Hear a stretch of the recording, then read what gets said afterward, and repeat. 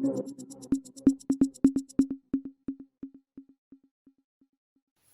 वालेकुम नाज़रीन, मेरा नाम मुदस्सिर नवाज़ है और आप मेरा यूट्यूब चैनल देख रहे हैं। नाज़रीन, आज हम बात करेंगे इसहाक डार की वापसी, उसका काबीना में शामिल हो जाना और मुमकिन है कि वो वज़ीर ख़ज़ाना भी बन जाए।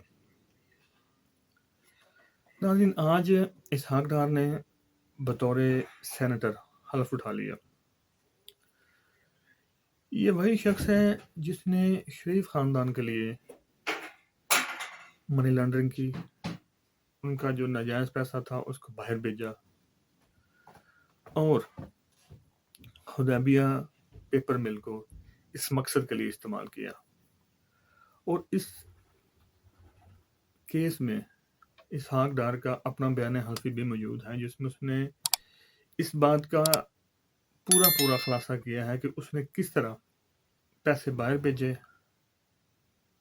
और उसमें उसका अपना किरदार क्या था। इसके ऊपर यानी कि इसहाक डार के अपने ऊपर भी आमदन से ज़ायद असासों का केस है, जो नाम कोर्ट में चल रहा था। उसकी वजह से ये भाग गया, 4.5 साल तक ये बाहर रहा, कभी भी पेश नहीं हुआ। अदालत ने वारंट जारी किए, इश्तिहार जारी किया, लेकिन यह बीमारी का बहाना बनाकर बाहर बैठा रहा। ये वही शख्स है जिसने मसनूई तौर पर डॉलर को मुस्तहकम रखने के लिए अदाद-ओ-शुमार में गलतियां की, कमी बेशी की, जिससे पाकिस्तान को बहुत सा नुकसान हुआ। इसके क्रेडिट पर कोई ऐसा काम नहीं है जिसको बतौर मिसाल या बतौर खूबी बयान किया जा सके या कहा जा सके। बीबीसी में जो इंटरव्यू दिया था इसने, उसमें भी ये किसी सवाल का जवाब नहीं दे सका था, और जो अदालतों ने इससे जवाब पूछे थे, नायब की अदालत ने, उसमें भी ये कोई जवाब नहीं दे सका। तो इससे आप अंदाज़ा लगा सकते हैं कि ये खुद कितना शफाफ आदमी है, ये काम कितने शफाफ तरीके से करता है। इसको पाकिस्तान का वज़ीर ख़ज़ाना बनाने की पूरी तैयारी की जा रही है और उसको बना दिया जाएगा। नाज़रीन, इसकी काबिलियत क्या है? सिर्फ ये कि ये शरीफ ख़ानदान का एक ज़ाती मुलाज़िम था, बाद में उनका रिश्तेदार बन गया, एक अकाउंटेंट है। क्या ये काबिलियत किसी भी मुल्क का वज़ीर ख़ज़ाना होने के लिए काफ़ी है? क्या हमारे मुल्क में कोई और माहिर मईशत नहीं है जो हमारे मुल्क की मईशत को ठीक कर सके, बेहतर कर सके? और जिस तरह के ये हालात हैं, इसमें आपको एक इंतहाई ज़ेरक, पढ़ा लिखा, सादक और मीन्स साफ सुथरा आदमी चाहिए जो जदीद मुआशी तकाज़ों से वाकिफ हो, वो मुल्क चलाए, ना कि एक ऐसा आदमी जिस पे पहले से ही केसेस हों, जो अदालतों से भगौड़ा हो और उसके पास अपने पिछले किए हुए कामों का कोई जवाब ना हो। क्या ऐसा आदमी मुल्क के लिए फायदेमंद साबित हो सकता? अब इस तैनाती को लेकर मेरे नून लीग से कुछ सवालात हैं कि आप कब तक इश्तिहारियों, मुल्ज़िमों और मुजरिमों को पाकिस्तान का हाकिम बनाकर, पाकिस्तान के वज़ीर बनाकर पेश करते रहेंगे?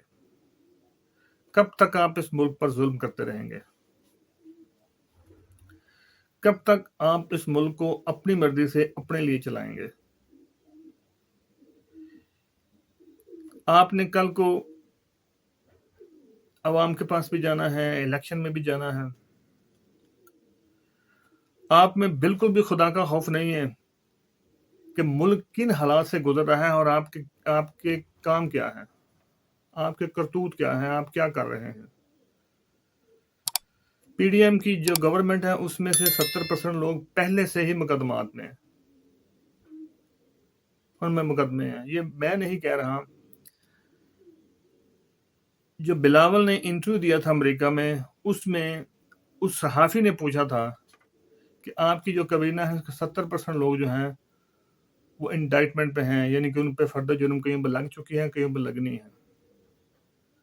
तो इस हुकूमत के साथ, इस पार्लियामेंट के साथ आप पहले से ही हुकूमत में हैं और आपने एक और इश्तिहारी जिसका मादी बिल्कुल भी साफ सुथरा नहीं है, आप उसको लेके आए हैं और आप ये तवक्को करते हैं कि लोग आपको अच्छा समझेंगे और कल को लोग आपको वोट देंगे। तो कब तक ये जुल्म आप मुल्क के साथ करते रहेंगे?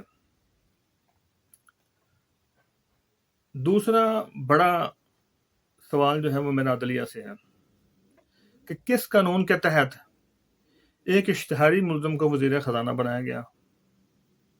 किस कानून के तहत उसके वारंट गिरफ्तारी या इश्तिहार वापस लिया गया?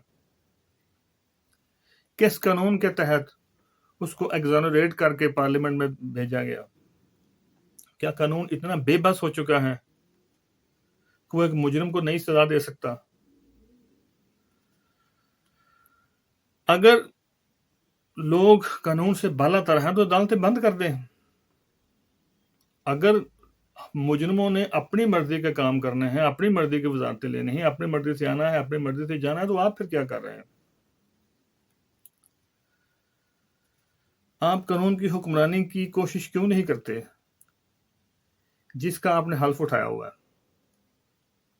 क्या आइन में आपके लिए कोई ताकत नहीं है? क्या आइन आपको कोई ताकत नहीं देता कि जिससे आप मुजरिमों को पकड़ सके और उनकी सजा दे सके? क्या आपके पास कोई ऐसी ताकत नहीं है बतौर अदलिया कि आप ये जो जुल्म हो रहा है पाकिस्तान के साथ आपके सामने हो रहा है इसको आप रोक सकें? ये अदलिया की नाकामी ही है कि एक इश्तिहारी जहाज से उतरा और पार्लियामेंट में जाकर बैठ गया और आप कुछ नहीं कर सके, आपने कुछ नहीं कहा। और अगर यही कुछ चलता रहा तो कल को इससे बड़ा मुजरम आएगा, इससे बड़ा इश्तिहारी आएगा, आपका वज़ीर आज़म बन जाएगा और हो सकता है वो चीफ जस्टिस बन जाए, क्योंकि वो भी एक आईनी ओहदा है, ये भी एक आईनी ओहदा है। जब कोई कौम तबाह होती है तो सबसे पहले उस कौम की अदलिया तबाह होती है और बदकिस्मती की बात यह है कि अदलिया उस तबाही के धाने की तरफ बढ़ रही है, उस गड़े की तरफ बढ़ रही है बड़ी तेजी के साथ। और ये जो सारे काम आपके सामने हो रहे हैं, क्या आपको पता नहीं है?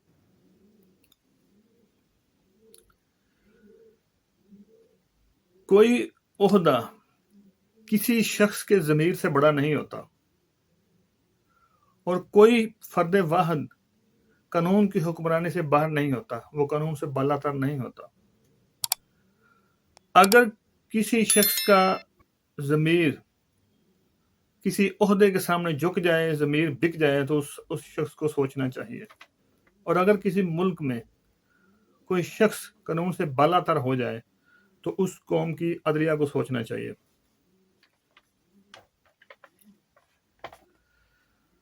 सुप्रीम कोर्ट के बाद सिर्फ अल्लाह ताला की अदालत रह जाती है, यानी कि आप पाकिस्तान की सबसे बड़ी अदलिया है, सबसे बड़ा फोरम है।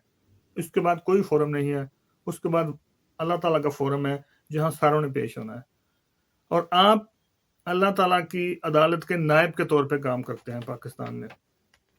आप मुसलमान हैं और कायद के पाकिस्तान में बतौर जज काम कर रहे हैं। आप इस्लामी तालीमात का कुछ तो ख्याल रखें, कुछ तो पास करें और कायद के फरमोदार का कुछ तो पास रखें। आप हो सकता है अवाम को जवाबदेह ना हो, अवाम शायद आपसे कुछ ना पूछ सके और आप कुछ बताना भी पसंद ना करें, लेकिन आपको एक दिन खुदा के सामने पेश होना होगा, वो यकीनन पेश होना है। उस दिन आप खुदा को क्या कहेंगे कि आपके सामने क्या होता रहा, कौन कौन से जुल्म होते रहे और आपने उसने क्या किया। आज के लिए इतना ही। अपना ख्याल रखें, अपने वालिदैन का ख्याल रखें। अल्लाह हाफिज़।